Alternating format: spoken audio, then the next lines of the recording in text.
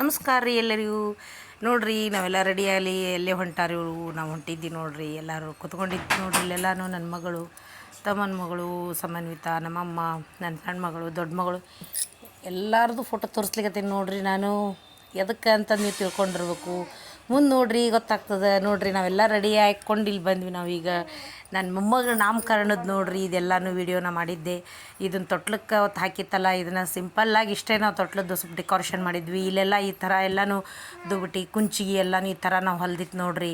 ಇವೆಲ್ಲನೂ ನೋಡ್ರಿ, ಇವು ಅವಳು ನನ್ನ ಮಗಳು ಚಿಕ್ಕವಳಿದ್ದಾಗ ಮಾಡಿದ್ದು ಮುತ್ತಿನಂಗಿ, ಮುತ್ತಿನ ಕುಂಚಿಗೆ ಅವೆಲ್ಲನೂ ಇದು.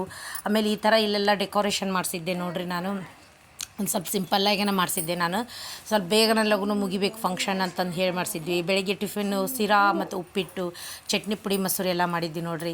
ಎಲ್ಲರೂ ನಾಷ್ಟ ಮಾಡ್ಲೈತೆ ನೋಡ್ರಿ. ನಮ್ಮ ಮನೆ ಇದು ನಮ್ಮ ಮೈದನ ಹೆಂಡ್ತಿ, ನಮ್ಮ ತಮ್ಮನ ಹೆಂಡ್ತಿ, ನಾವು ಎಲ್ಲರೂ ಕುತ್ಕೊಂಡಿದ್ವಿ. ಅಂದ್ರೆ ಫಸ್ಟಿಗೆ ಎಲ್ಲರೂ ಮಾಡಿದ್ರೆ ಆಮೇಲೆ ನಾವು ಕುತ್ಕೊಂಡಿದ್ವಿ. ಇಲ್ಲೆಲ್ಲನೂ ಪುಣ್ಯೋಚಿನಿ ಅಂತಂದು ಪುಣ್ಯ ಮಾಡಿಸ್ತಾ ಇರ್ತೀವಿ ರೀ ಭಟ್ರ ಕಡೆಯಿಂದ. ನಾವು ನನ್ನ ಮಗಳು, ಅಳಿಯ, ಮೊಮ್ಮಗಳು ಕೂಡಿಸ್ಕೊಂಡು ಭಟ್ರ ಕರೆಸಿ ಎಲ್ಲನೂ ಈ ರೀತಿ ಮಾಡಿಸ್ತಾ ಇದ್ವಿ ನೋಡ್ರಿ ಶಾಸ್ತ್ರದ್ದು. ಆಮೇಲೆ ನಮ್ಮ ಕಡೆ ಎಲ್ಲನೂ ನಮ್ದು ಇದ್ರೊಳಗೆ ಗುಂಡಪ್ಪನ ತಾಯಿ ಅಂತಂದು ನನ್ನ ಚಿಕ್ಕ ಮಗಳು ಮಾಡಿತ್ತು ನೋಡ್ರಿ. ಇಲ್ಲಿ ಆಕಿನೂ ಕುತ್ಕೊಂಡಿದ್ಲು. ಅದನ್ನೆಲ್ಲನೂ ಮುಂದಿಂದ ಯಾವ ರೀತಿ ಶಾಸ್ತ್ರ ಅನ್ನೋದು ಅವಾಗ ಗೊತ್ತಾಗ್ತದೆ ನೋಡ್ರಿ ನಿಮಗೆ.